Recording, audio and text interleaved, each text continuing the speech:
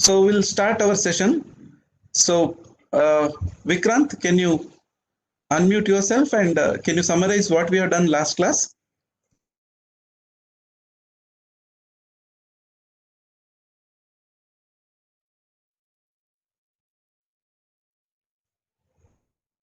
Vikrant Nath. Yeah, please. Can you summarize what we have done last class? Yes, sir. Yeah, please mention some points. We have discussed about online environment and offline environment. Okay. Online What are the online environments we discussed? Google, GitHub, Okay. Mindwinder. Okay, good.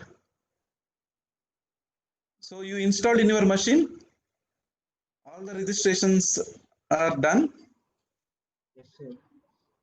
Okay, good. So Yes, you explored. So which version of Python you installed in your machine? 3.8, sir. 3.8 you installed. Great. Yes, Okay. sir. So good. So Rupam, can you unmute yourself and can you add some point? So I was not there in the Extra. last class. Yes. You just tell me what you learnt in the last class. So I wasn't there in the last class. Okay. You are absent. Okay. So in case if you are not attended last class, you have to go to Moodle.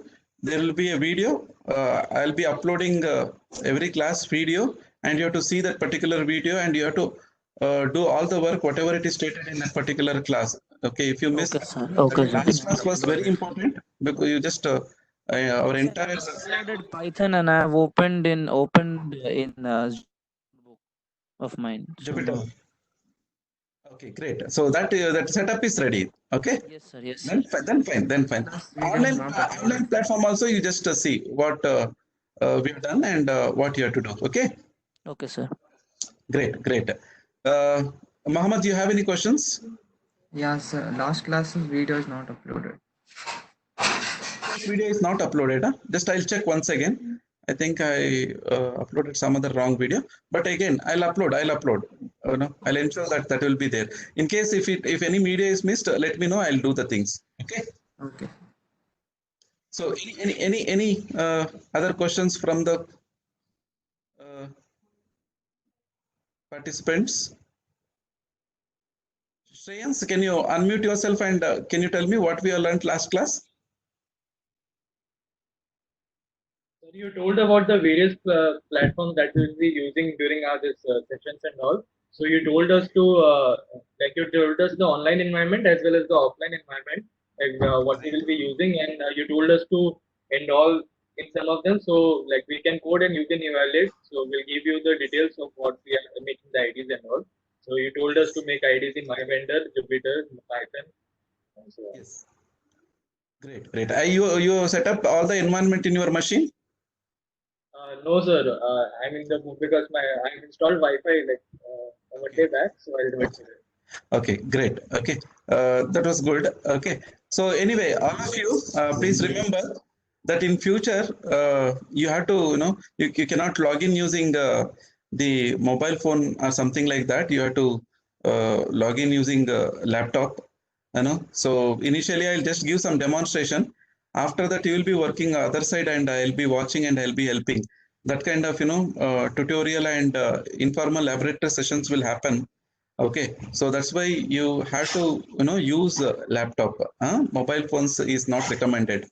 Okay, so initially 1 or 2 classes is fine, but in the longer run we will use you have to use laptop. Okay, so that is fine. Ryan Thomas, can you tell me what is the application of this Python? So for what we use this Python, Ryan Thomas? So it's a language. We use it for machine learning, deep learning, and OpenCV. Yes. So you use this one for machine learning, and you use it as a OOPS, and then OpenCV, computer vision. computer vision. For computer vision, you use Python. Yes. Any other places where you use Python? Yeah. I mean, like, Yeah. uh, that's all. I mean, like, we can use it for small programs and calculation. Yes, so you can for simple problem you can get a solution using Python. Correct, na? So you have some parameter, you have some model. You can use Python to solve that particular model, like how we do in other programming language. So any other application of Python? So we can use it for graphics. I mean, like, Yeah. to make GUI applications. Okay, graphical user interface you can develop using the Python program. Okay, correct. So then Gunashekar, can you unmute yourself and can you come online? Hello, sir. Yes, sir. Good morning, Okay, sir. have you seen the syllabus? What are the content present in the syllabus? Sir, no, sir, no. Okay, you are not yet seen the content. Yes, sir. So before starting the course, okay, I'll just give some brief about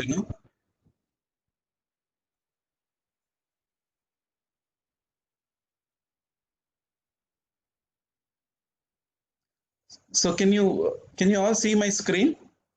Yes, sir. We can see, sir. Yeah. So now this is the syllabus set for you. Okay. Okay. Now you see, first unit is Python programming, fine. So wherein we have to finish it very fast.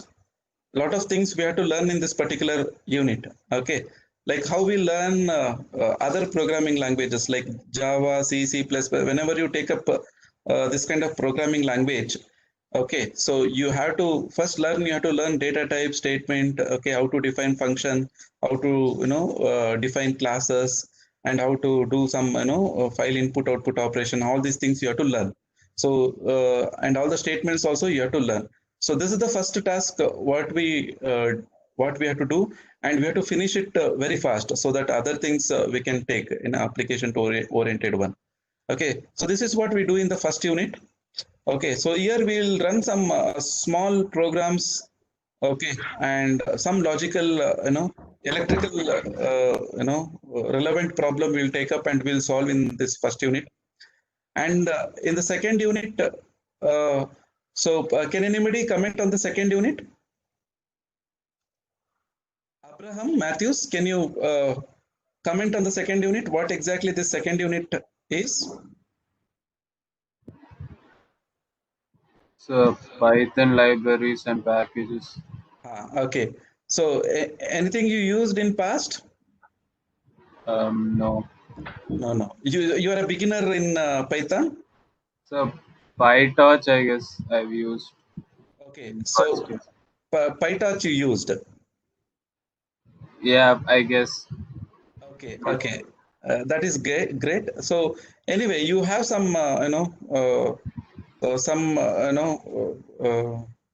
knowledge in this particular Python programming language, correct? A bit. Yeah.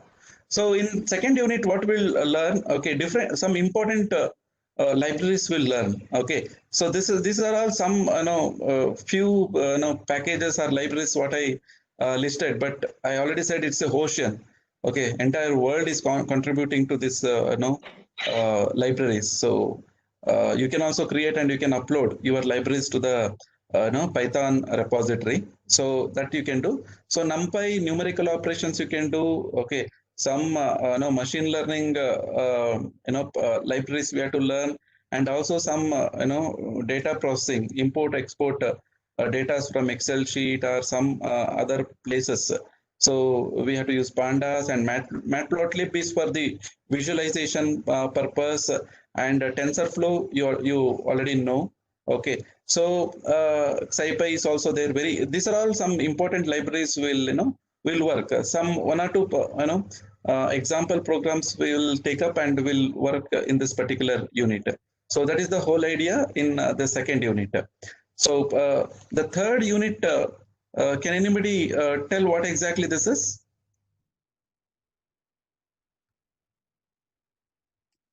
Sir, it deals with Yeah. databases, database management, and using graphical user interfaces. Okay. Okay. Can you say your name, please? Ashwin? Ashwin, is it Ashwin? Yes, sir. Yeah. So what exactly third unit? Sir, it consists of databases and database analysis, as in how to deposit data into a database and extract data from the same. There is mention of SQL, and non-SQL, and all sorts of databases. And I feel that using the graphical user interface aspect of it, we will also be learning about creating GUIs and such. Great, very good. Okay, I think, have you worked on this? Any database or any UIs? Not in recent times, sir. Not in recent time, but you attempted. You attempted some of the. Yes, yes. Visual Basic and some Microsoft based one we had course on in back. Yes. So kindly, other students can mute, so that some disturbance is happening. Yeah. So others can mute. Ashwin, you can go ahead. Yes, sir. That's pretty much. I don't have much of this thing. It was a long time ago, but just a very basic. Very good, very good. Now, in the third unit, as Ashwin said, we'll be working on the databases. Okay, so SQL and non-SQL databases. So, what do you mean by SQL and non-SQL databases? Say MySQL, okay, PostgreSQL, and MS SQL, DB2. All these things are relational databases. So your data will be in a what is that, table format. Okay, so tabular data, you are keeping it in a some storage place. You are calling that as a RDBMS. Okay, a relational database management system. Okay, nowadays non-SQL databases are very popular. Like you might have heard something called JSON or XML based databases. So that is very popular and very fast. So non-SQL databases we will try. So we'll be working on non-SQL databases. Like somebody said in the first class, Firebase. Okay, so it's a non-SQL database. So SQL and non-SQL databases will see, and also how this Python can be used to connect with the different databases. Also, we'll learn. Along with that, okay, it's always good that whenever you prepare any software or any application, it should not be something like you are running something in a console. Okay, you have to provide a proper front end for the customers. Okay, then only he is happy. So basically, graphical user interfaces you have to build and you have to provide to the customer. So tkinter and WX Python is one two examples. Qt is also there. These are the two examples what you can use to build some graphical user interfaces, like how you have app designer in MATLAB. Okay, in Visual Basics also it's very good UIs you can build. Okay, in Java you have swings. Okay, many other graphical user interfaces you have. So similarly, tkinter and WX Python is used to prepare some graphical user interface. That also to some extent one or two graphical user interface will develop and will learn. Okay, so that is about the second, third unit. I tried all different computer technologies and I just made this particular syllabus. Okay, so I will be giving some capsule and I'll just leave for you people to explore on that particular area. Okay, so that is the whole idea. So the fourth unit. Anybody have any idea on the fourth unit? Shoaib, can you unmute and comment Yes, sir. Fourth unit, what you can see? What is your understanding? Have you done any work on this, any item? Web and mobile programming. Okay, you already done some web and mobile programming. You have done any web and mobile programming? No, sir. Just I did C plus programming. That's it. So now you are a beginner in Python, shall you? Yes, sir. Okay, you have not done any Python programming till now? No, sir. I didn't start it. Okay, great. No problem, no problem. So anybody have any idea on this unit 4? Could you please, unmute yourself and speak on these topics? Anybody in the class? I really happy to. Okay, great. So this fourth unit is basically web and mobile programming. See now in 3 units you will learn the programming. First unit you will learn the library. Third unit you will learn the database. Now all the things if you connect, you can prepare. Now you are in a position to prepare any software. Now software means nowadays people will appreciate or people require softwares in web applications they required. So now everything is becoming all the softwares they want in web platform. So that's why we have to learn something called Django, Flask. These are the places where you can create web applications. And also web services. Web services is like a function, okay, kept in a server. Okay, so that's all. You have you want to do addition of 2 number. You just pass 2 number, and the function is present in the server, and then it will that computation happens in the server, and the result comes back to you. The sum will comes back to you. So that is called web services. Are in a simple sense, it's like a functions kept in a server. And also people call this as a APIs. Now wherever you go, whatever you do in the computer science domain, people always say this word APIs. Okay, web services are APIs. Everything as a API. Say Government of India, how many corona patients reported. You want to know that one. Government of India releases some API. So in web application, you can see that value, but also they will release some API to get that particular value. Like that, every company, okay, every platform will have something like APIs. So many times, other than computer science students, we won't see that APIs and web services, what is offered by the companies or other service providers. So we should know the services or the APIs provided by other person. Okay, now you can using API you can get the temperature of Bangalore. Okay, using API you can get how much solar power is available in Gujarat. Okay, how much how much rain is happening in Delhi. So this kind of information you can get it from the using APIs given by some service providers. So web services we will learn. This is basically the backend for all the web application, and also we'll learn some web application also. Okay, so let us see. You create your own home pages. Okay, using Python programming. You can create your website. Okay, personal website using Python program. Okay, so that kind of exercise we will do. So for that, normally Django, JavaScript, Node.js, all these things will be is useful. Then coming to the mobile application.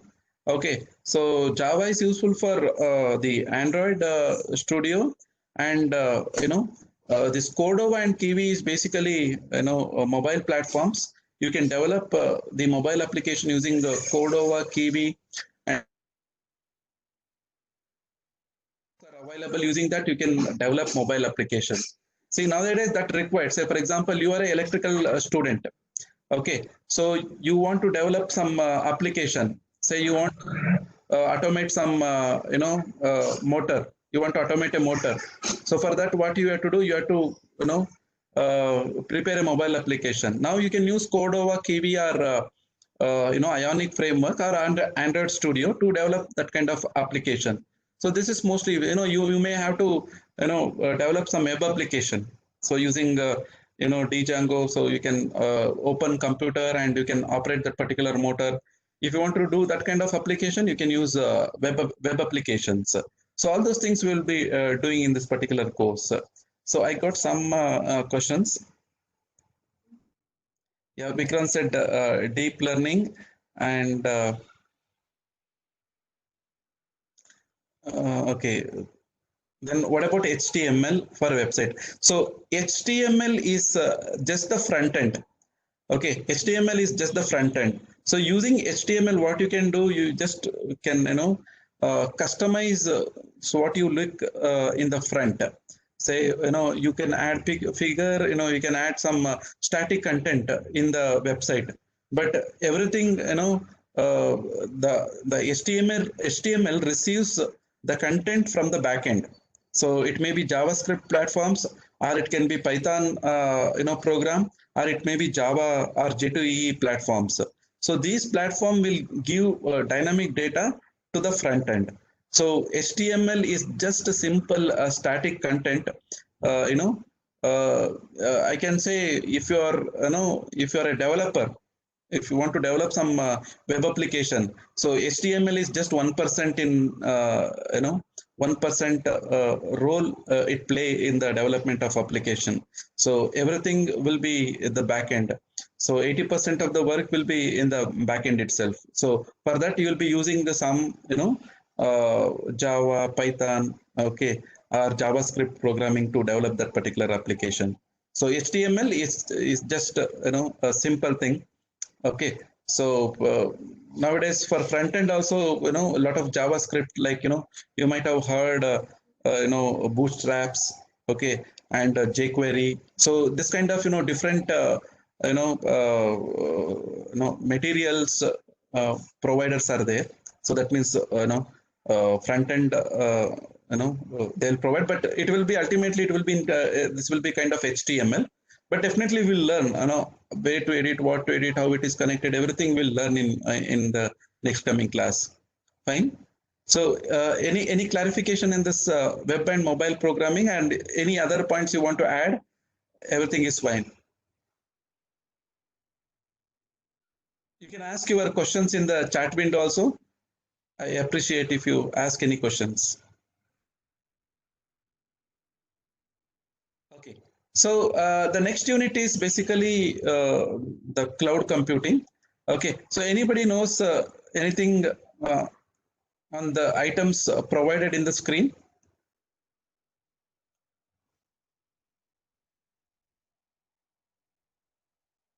Jnanadhar, can you unmute yourself and Yes, sir. yeah, please. Cloud computing is basically like saving our data in the cloud, and we can access from all other devices from any part of the world. Very good, very good. Yes, that is cloud services, correct? Yes, sir. Yeah. Then, have you worked on any cloud services or cloud computing or anything, something like that?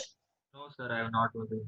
Okay, you have not worked. See, people say cloud computing and all those big words, but it hardly to learn it will take 1 or 2 hours. But to use this one, it hardly takes 10 to 15 minutes. Okay, you can do a lot of things in cloud computing. That means it takes only 10 minutes. Say for example, I develop most of the application within 5 minutes. All the cloud configuration, deployment, everything happens. It's very simple, but a word is very big. But that is how we have to see this cloud services. It is very simple thing. So we are just not explored that one. So if you are having any hard mind in learning this items, so just keep that in mind. It's very simple. Okay. Any other things? Automation, IoT, Raspberry Pi. Anybody want to add any points here?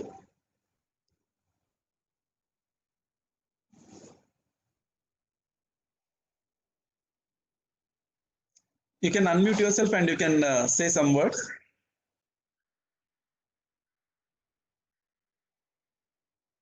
Amruta, can you unmute yourself and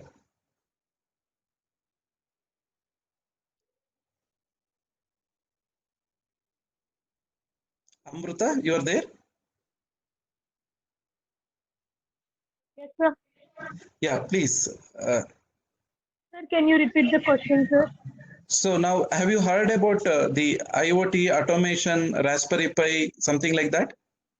Have you Yes, worked sir. on this? IoT, Internet of Things. Okay. So internet, have you worked on this IoT any time? No, sir. Okay, great. So we'll learn Raspberry Pi. You heard of this, device called Raspberry Pi? Yes, sir. So where you seen this device? What it is? It's a programming device, sir. It's a programming device. Okay, it's basically single board computer, and you see, if you want to work on Raspberry Pi, the most suitable programming language is Python. Okay, so that's why I kept here. Now, if you want to do any hardware programming, na, so it is more suitable to take up this Raspberry Pi as a demonstration board, and you can work on this particular Raspberry Pi. So Python is mostly most of the people uses. So that's why I have taken this one. Then we'll study some case studies. Definitely IoT, for IoT also you can use the Python development, and even for the client automation you can use IoT. So any comments on this particular syllabus? Anything extra you want, or any deletion addition you want in this particular syllabus? You can mention now. It looks huge syllabus, okay, but I'll try to compress this one so that you'll understand entire components in the computer science engineering. So tomorrow, if somebody is making any conversation on any item, you should be in a position to make a conversation. That is the my target. Okay, somebody tomorrow, some computer science people may talk on MySQL. You should know what exactly they are talking. They may be talking on Cordova. Then you should understand. They may be talking on cloud computing or TensorFlow. So you should be in a position to understand. Apart from definition, one step ahead. That is what we will do here now. So apart, we'll study the definition, what it does, then some simple examples, and then we'll conclude. Then later, you will take up and you will do some bigger projects. Correct. So even in our the power electronics lab is now completely automated. So now next time when you visit our college, you can see that entire lab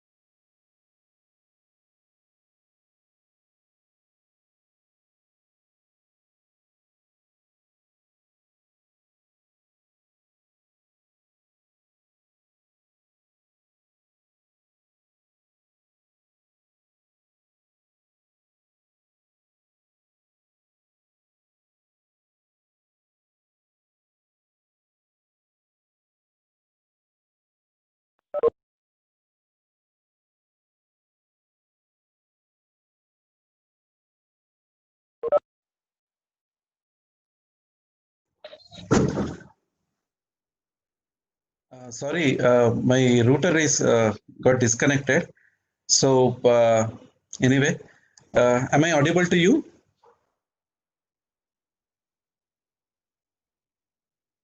Yes, sir. Yeah, thank you. So that is all about your syllabus. Okay, so almost most of the components covers in this particular syllabus. So simple examples, demonstrations will take and will understand. Okay, is that okay for all of you? And any questions? Any questions on the syllabus?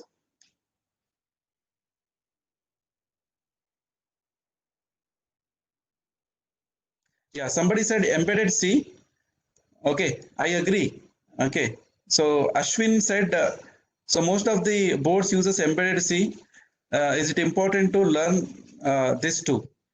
Okay, uh, I agree that C program is more suitable for the embedded platform, but in the longer run, what we have to see, say, some libraries are coming, some libraries are coming, which is given by some programming languages. Say, embedded C in a primitive sense won't support some advanced libraries. So if you want to use some advanced libraries, then you have to go for the Python programming. So now, say for example, you want to do some kind of deep learning, okay, of real-time system. Okay, what options you have? So you can't find a very good libraries in the C program. So then you have to stick to the Python libraries. Then you can do some real-time, artificial intelligence or deep learning, machine learning, or something like that. So that sense, I support Python programming. With respect to if it is a simple program, then definitely you go with embedded C. But if it is something, some application, then you go for the Python hardware programming. So you have to learn. You have to learn. It is good if you learn. Am I answered your question, Ashwin?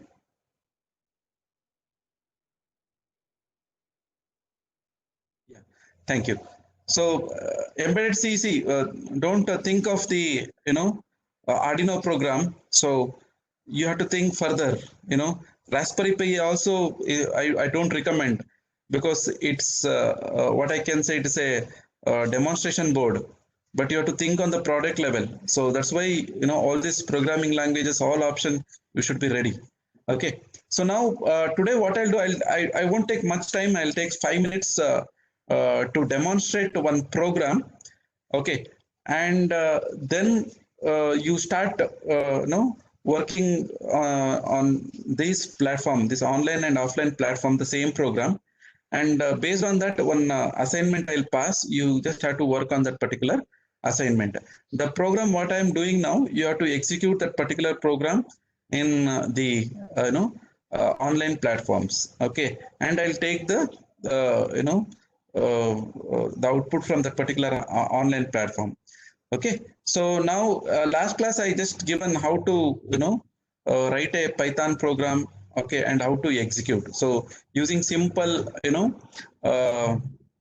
what is that simple command prompt also you can execute Python program, but I recommend notebook always. In offline also you try to work on some notebooks, so where you can type some programming language. So now after installation of the Jupyter Notebook, you will land up in this particular place, okay, the file system, and here there is one button called new.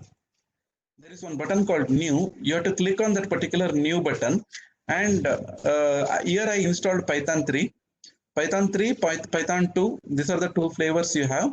So 2.x version, 3.x version. Now 3.x version I'm taking.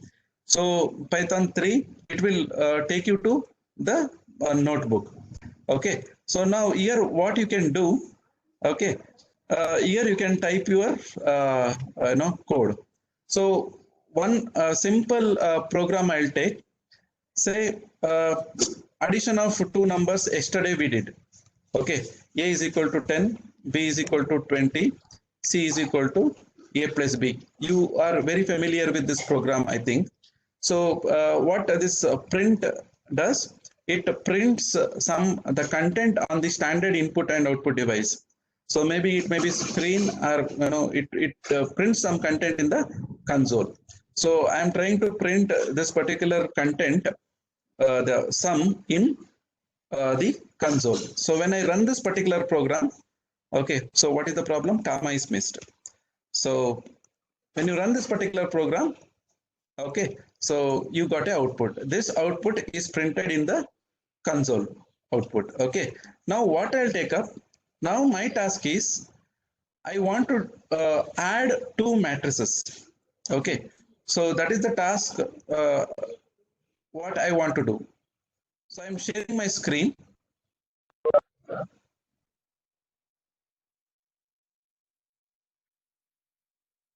Yeah, I shared my screen. So you understood this program, you understood yesterday what we did.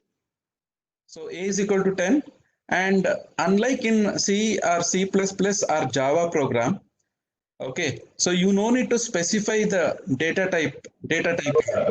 It will automatically sees and assigns data type. Okay, if you want to explicitly you want to give data type, then you can give data type. Otherwise, there is no need to give the data type like int A is equal to 10. Like that, it is not necessary here. Okay, so it will automatically sees that particular variable and assigns the corresponding data type to that particular variable. Automatic data type assignment is available in Python, like your MATLAB. Okay, so this is addition of two number, and printf is basically one statement to print something in a console.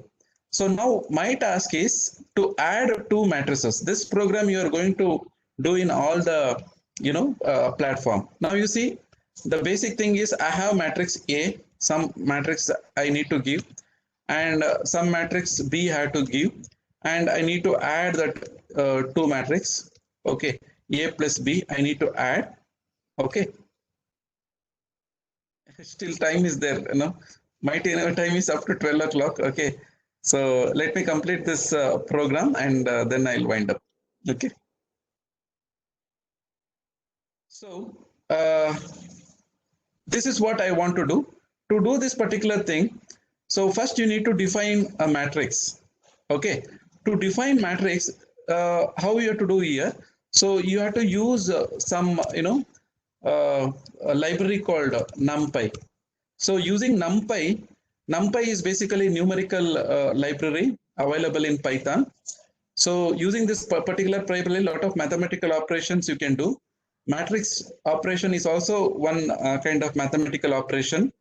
So if you want to carry out any matrix operation, you can use this particular NumPy library. Okay, and when you import, you are importing a class, and when you say NumPy as some name, NP, Okay, NP is an object of that particular library now. Okay, so you are creating an object of that particular library. Okay, so you can simply call that particular anonymous class. You can create anonymous object, or you can specifically create a object of that particular library. Now you can see here to define a matrix. Okay, define a matrix. So the syntax is the NumPy object. Okay, array. Okay, array you have to define. So this is the this is how you can create a matrix. Okay, this is how you can create a matrix. So now what I did here, I just used NumPy library. Okay, and I created one matrix. That matrix size is 2 cross 3 matrix. So you can print that particular matrix, print A. Now when I execute this particular matrix program, you can see what happens.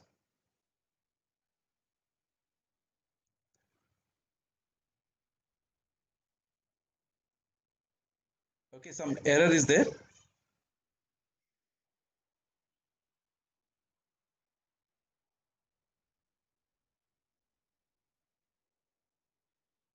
Any problem?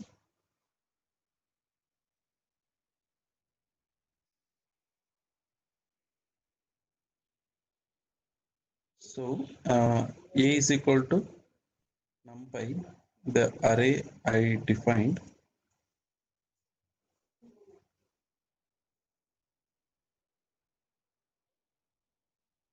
Yeah, sorry, you have to give one more square bracket. So that to differentiate, yeah. Can you see here? So this is how you can define a matrix in Python. So you have to call the NumPy library and you have to define that particular matrix. A matrix I defined. Similarly, you can define B matrix. So just copy paste the same code and change the elements of that particular matrix. Okay, so change the element of that particular matrix. So I defined two matrices. Even you can print the other matrix also. You see here, I'm just printing, and also you can print some text also. Okay, so you can print. Before that, you can print, say, matrix A. Okay, and followed by that particular matrix. Like this also you can print.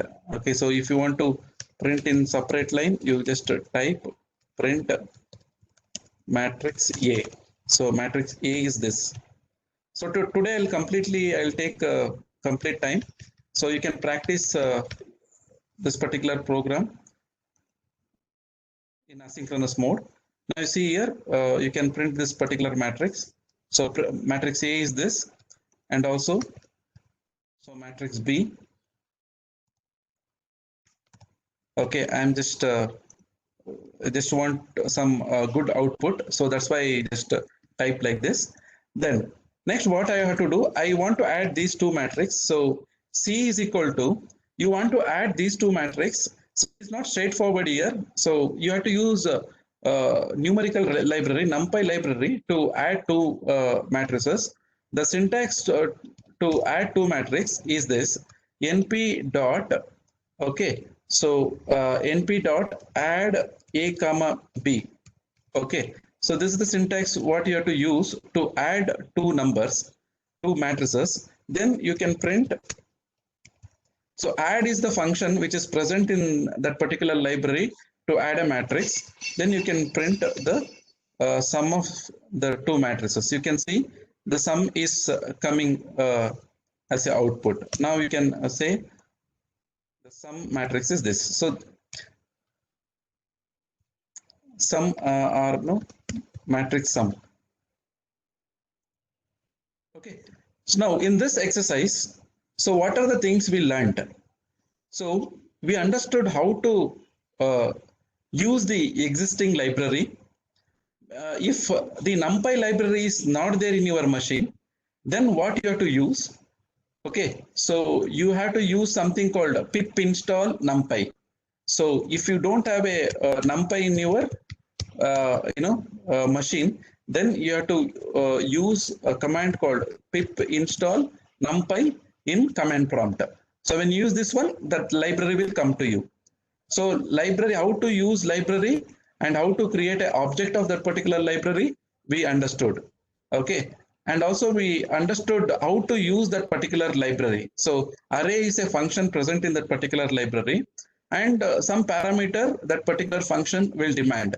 So that also we understood. Okay. So the matrix is the parameter which we have to provide to this particular array function. So that also we understood. So then also we understood some output statement, that is print. Okay, so print, you can print some static content in the output, and also you can print some variables also in the output screen. So that also we understood in this example. And also with respect to the operation, this is the definition, and this is basically the operation.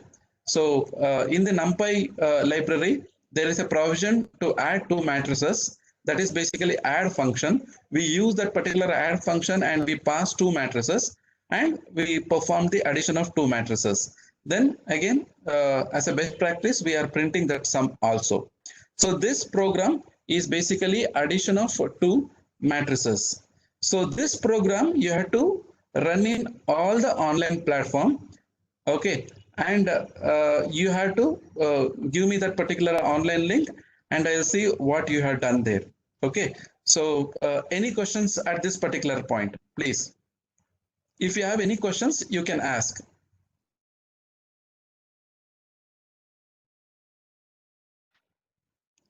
You can unmute yourself and you can ask.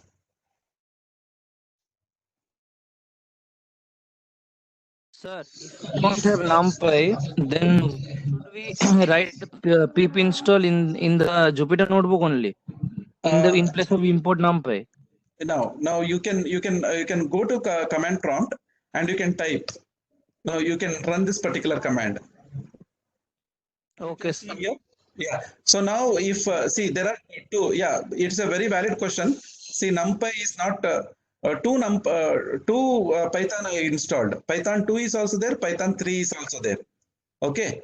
So now pip install NumPy will install the library in the Python 2, and pip install NumPy will install library in Python 3. Pip 3 and pip you have to install. Pip install NumPy, pip 3 install NumPy. Okay, so normally try pip 3 install NumPy. Now you can see in my screen, the second is telling that you already have a NumPy library, correct? Can you follow me? Yes, sir. Yeah. So second place it is telling you already have a library. First time it is installed in the pip 2.x. So 3.x, it is not installed. It is already there. It is saying a package is already there. So try, you may be having only one version. So try pip install NumPy, it will work. Or you can try pip 3 install NumPy. That is how you can install other library. Fine.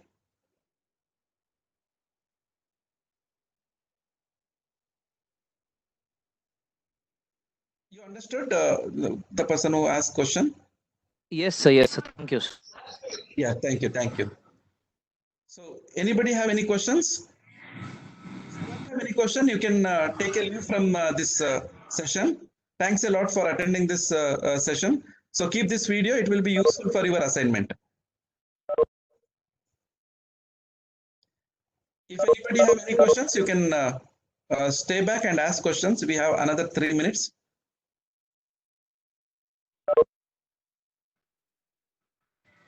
Excuse me, sir. Yes, Ashwin. Sir, as the website had shown, I had tried to install Jupyter Lab using command prompt. So thing I am getting is Jupyter Labs is coming as basically a command prompt type of screen itself, and it is not opening properly. I don't know the issue. Okay, so your port number, you already assigned this 888 and ports are busy or it's open? I'm not sure, sir. Yeah, normally what happens, this 888 is the port is allocated for this particular Jupyter notebook. If port number is already free, I mean busy in some other application, there may be some problem. But you are trying to use Jupyter Lab. Yes, sir. So I'll get back to you. I'll get back to you, Ashwin. Huh? Sure, sir. Solution to you through mail. Okay. Okay, sir. Thank you, sir. Okay. Thank you.